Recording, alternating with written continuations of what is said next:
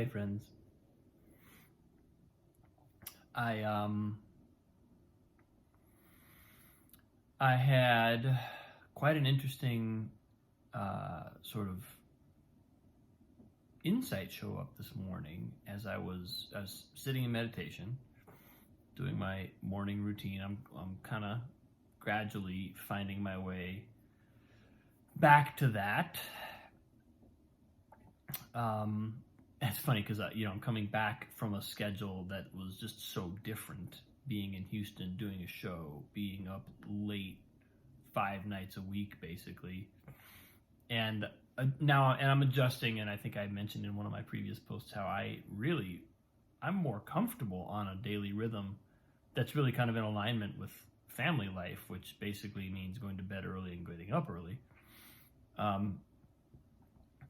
It's funny because I was talking to a friend this morning about that precise phenomenon of trying to get on a schedule where we get up early in the morning and actually take that time for ourselves, that morning ritual.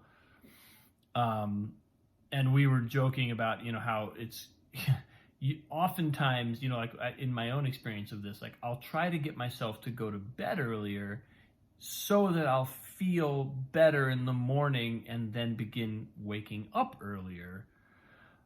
But when I approach it that way, it often takes a while to dial in.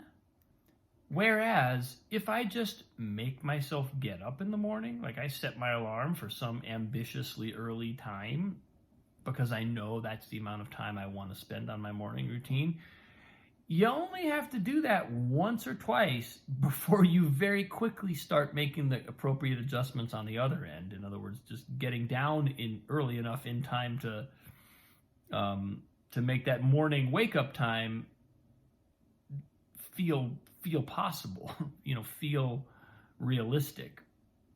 And I'm kind of going through a little of that right now. I've been actually pretty good. I feel like it's happening.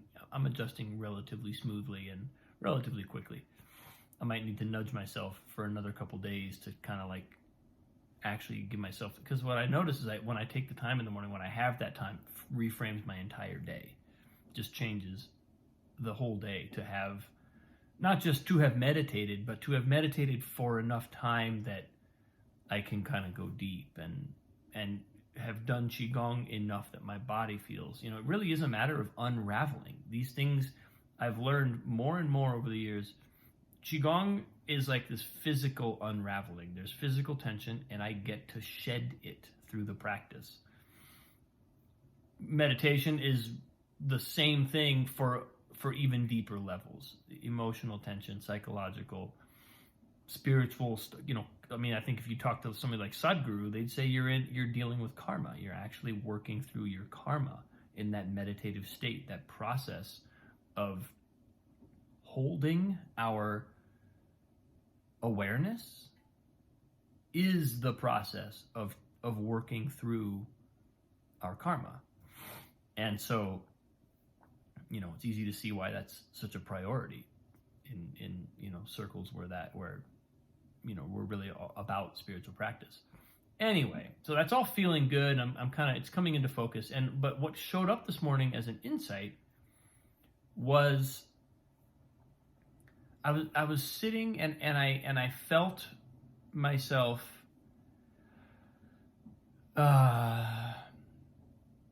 perceiving the relationship between the deeper, what I would call my sort of essence, my awareness, the pure essence of awareness that is our ultimate source, and everything else, our ego. And what showed up as an insight was that from the point of view of the ego, our own essence feels like death. Which is ironic because it's the source of our life. It's actually the energy that is both the context and the content of our entire existence and of our entire life. But that source energy the more we access it, the more our ego has to dissolve. And that process of dissolution feels like death, or it can. I think there's a level on which, if we are really conscious, then we see that nothing is really dying.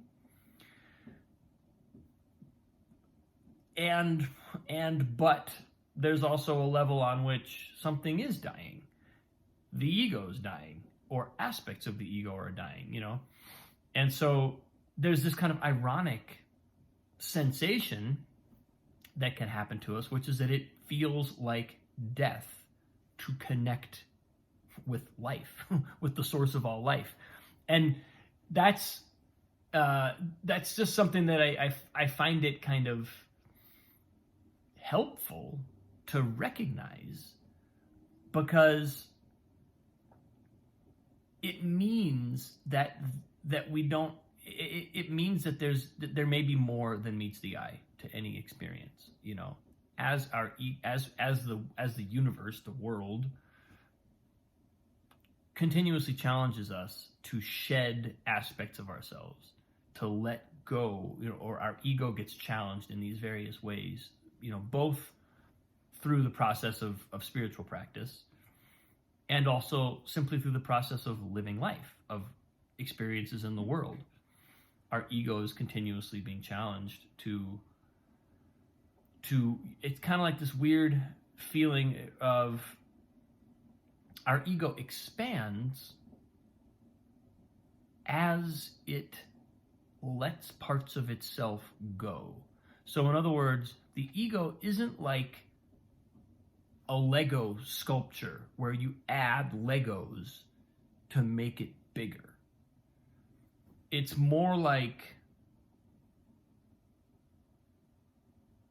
a balloon, or something that, I think of the difference between what, when Buckminster Fuller talks about the difference between tension structures and compression structures, where a compression structure is something like Lego blocks. You build blocks on each other and they create a form, and by compression you create a bigger and bigger form. Whereas a tension structure is the force is radiating out rather than in, and those structures naturally expand. They can expand to the point of being a universe, a solar system. A solar system is a tension structure. It's a structure that's held into a form by tension. The tension, the tensile force being gravity, but it can sort of infinitely expand. There's really no limit to how big a tension structure can become. Anyway, kind of riffing on that, but that's how I think of the ego. It's not like in order for our ego to expand, we need to just add more stuff into it. That usually results in the kind of like continual tightening and compressing of the ego in a way that doesn't feel like growth, but letting aspects go, letting areas of our ego go. It's almost like we're releasing them, and poof, it's like if you had a balloon that's all tied. If you imagine like a big tent and it's all held by various lines of tension, and then we just let them go, and the structure can balloon out. Our identity can balloon out. Who we are can embrace more and more space, more and more a greater and greater identity. But from the point of view of an aspect of our ego that we're attached to, I guess that's kind of the key, right? It's going to feel like death if we're attached to a part of our ego that really kind of needs to dissolve in order for us to expand. That's when the source of life can feel like death, even though it's obviously not. It's the source of life. It's just requiring that we let an aspect of ourselves go. So that's for some reason that showed up really distinctly in my awareness this morning. I was just sitting in meditation and feeling that energy, and I must have been rubbing up against some aspects of myself, and I felt that dynamic happening of like this, maybe something I was attached to, and then seeing what was happening. It's like I could see that I was being challenged to let that go, and then, but that really what was happening is I'm expanding. I'm moving. That's what growth was. But there was a feeling of, it feels like death to let this thing go. And again, I think I'm always trying to find little nuggets or sparks of inspiration that will help me navigate the process of life, and particularly a kind of spiritual practice, life as a spiritual practice, my work, my creativity, whatever aspect of life as a spiritual practice. Ultimately, all of life can be a spiritual practice, and how to navigate those moments in a way that frees me up, and gives me permission, inwardly or outwardly, to move, to let go of what I need to let go of. And so for me, identifying when something feels like death, it might not actually be death. There may be room to reevaluate that. It just gives me a clue. It's almost like an intellectual signpost that can take me beyond the intellect, because from the point of view of the intellect, which is clearly ego, the intellect is like, well, this is, it's going to evaluate it from the point of view of ego. But if there's a principle in there that kicks me beyond, then it can be a helpful thing to have when I'm in that moment of kind of being on the edge of my own capacity for awareness, just being up against something that feels, for whatever reason, threatening. It can just be helpful to know, hey, wait a minute.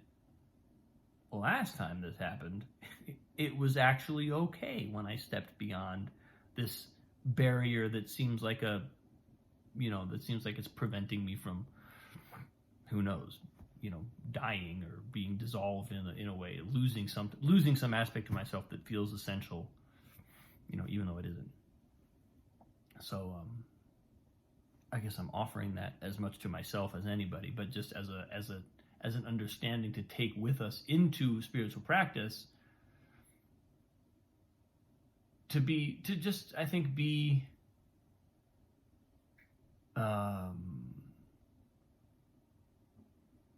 almost suspicious of that response when something feels like death, especially in the context of spiritual work,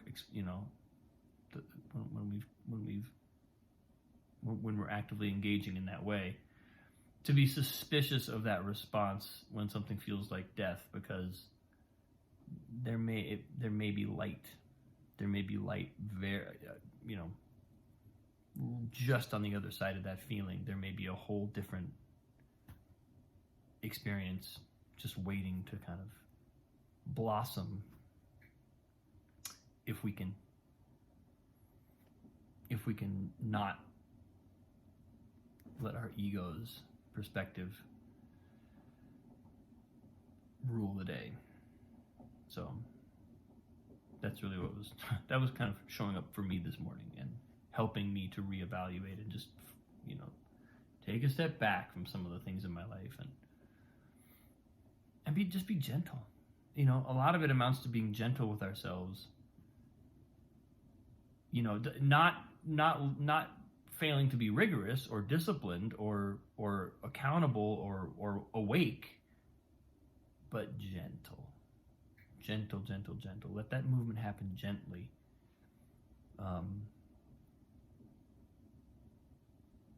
Because that's how we convince the ego that it's okay to let go. That's how we let the ego know, hey, ego, it's okay. It's going to be fine. You're going to be okay. This is actually, it's like, I imagine it like having a pet or something that just needs to be treated with some love, even as it has to negotiate some difficult terrain. So that's where I'm at today, people. Thanks for watching. I appreciate you.